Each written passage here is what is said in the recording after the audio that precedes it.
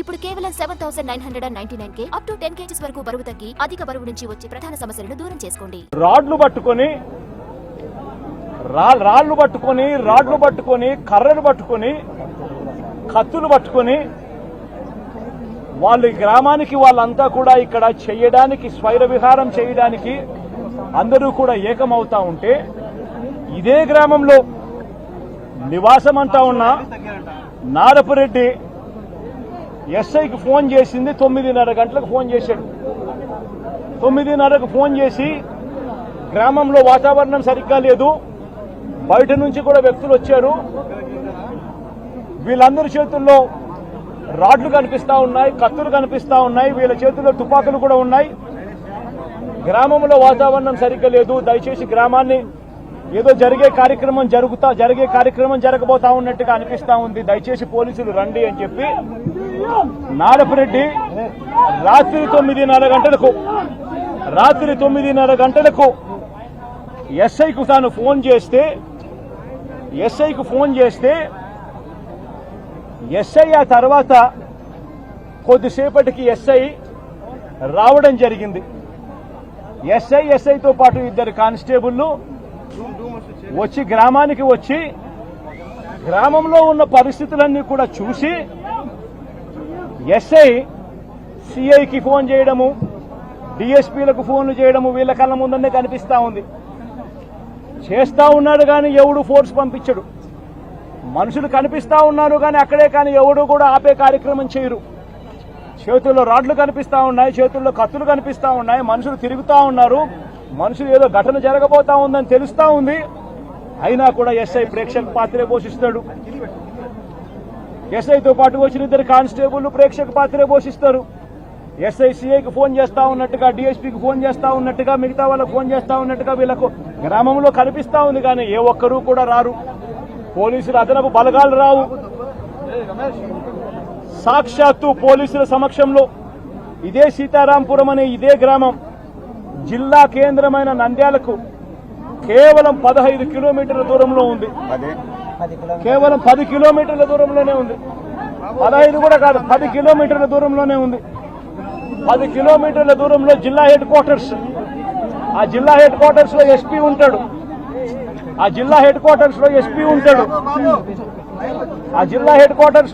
ఉంటాడు. ఇక్కడ నుంచి కేవలం 10 నిమిషాల దూరంలోనే డిఎస్పీ ఆఫీసు. ఇక్కడ నుంచి డిఎస్పీ ఆఫీసు కేవలం 10 నిమిషాల దూరం.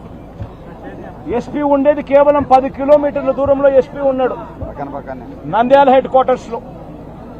ఇటువంటి పరిస్థితుల్లో ఈ గ్రామానికి కనుక పోలీసులు కనుక పంపించి ఉండింటే, ప్రొటెక్షన్ పంపించి ఉండింటే ఈ గ్రామంలో ఘటన జరిగి ఉండేది కాదు. సాక్షాత్తు ఎస్ఐ చూస్తా ఉన్నాడు, సాక్షాత్తు కానిస్టేబుల్ చూస్తా ఉన్నారు. వీళ్ళందరూ చూస్తా ఉండగానే అదనపు బలగాలు ఏ ఒక్కరూ కూడా ఇక్కడికి రాకుండా 12:20 ఏకంగా స్వైర విహారం చేస్తూ ఏకంగా ఇదే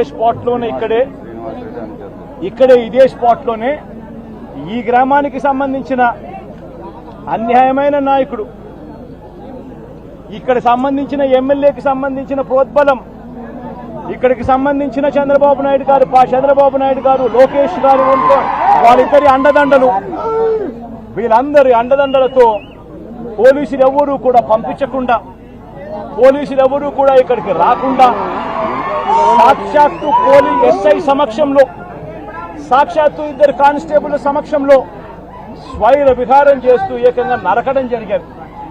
సుబ్బరాయుడిని హతమార్చారు, మిగతా 2 కొట్టారు, మిగతా 2 కుటుంబాలలో కొట్టారు. చివరికి సుబ్బరాయుడు భార్య పెద్దమ్మను నరికారు. ఇవన్నీ ఇక్కడే జరిగాయి, ఇదే గ్రామంలో జరిగాయి. కానీ ఎస్ఐ కానీ కానిస్టేబుల్ కానీ ఎవరు కూడా ఆపగలిగే పరిస్థితి కూడా లేదు. ఆపగలిగిన పరిస్థితి దేవుడెరుగు, అడిషనల్ ఫోర్స్ రాకపోవడం కదా దేవుడెరుగు.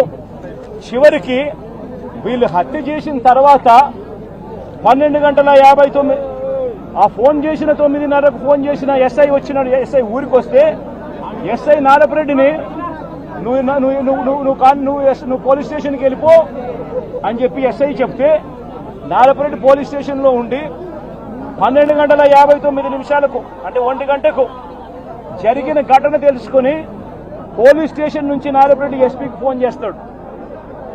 ఎత్తే పరిస్థితి ఉండదు.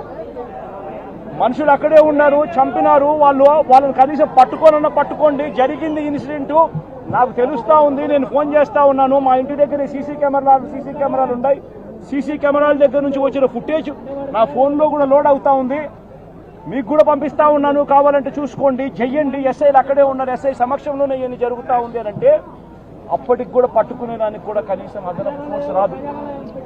చివరికి చంపినోళ్ళు ఊరు దర్జాగా విడిచిపెట్టి వెళ్లే పరిస్థితి. చంపేసి ఎస్ఐ సమక్షంలో, కానిస్టేబుల్ సమక్షంలో, 2 కానిస్టేబుల్ సమక్షంలో చంపేసి ఊరు కూడా విడిచిపెట్టి వెళ్ళిపోతా ఉన్నారు చంపేసిన వాళ్ళు. వాళ్ళని కనీసం పట్టుకునే నాతుడు లేడు పోలీసులు. పట్టుకునే దానికి కూడా కనీసం పోలీసులు రాలా. ఇన్సిడెంట్ జరిగిన తర్వాత 12:59కి ఫోన్ చేశాడు నారపరెడ్డి ఎస్పీకి. మళ్ళీ రాత్రి 1:08 మళ్ళీ ఫోన్ చేశాడు నారపరెడ్డి ఎస్పీకి. మళ్ళీ 1:08 ఫోన్ చేసి తాము ఎస్పీ ఆఫీస్కు వస్తున్నామంటూ నారపరెడ్డి నేరుగా జిల్లా ఎస్పీకి ఫోన్ చేశాడు. అయినా పట్టించుకునే పరిస్థితి లేదు. చంపిన వాళ్లను వెళ్లిపోయేట్టుగా సహకరించిన పోలీసులు ఆ తర్వాత మళ్ళీ 3:18 మళ్ళీ ఎస్పీకి మళ్ళీ నారపరెడ్డి ఫోన్ చేశాడు.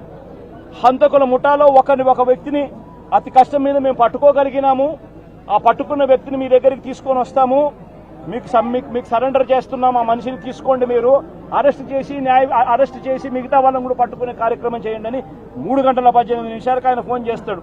మీ దగ్గరకు ఆఫీస్కి వచ్చినాము, ఆఫీస్ బయటనే మేము ఉన్నాము, దయచేసి మీరు రండి అని చెప్పి ఎస్పీకి చెప్తాడు.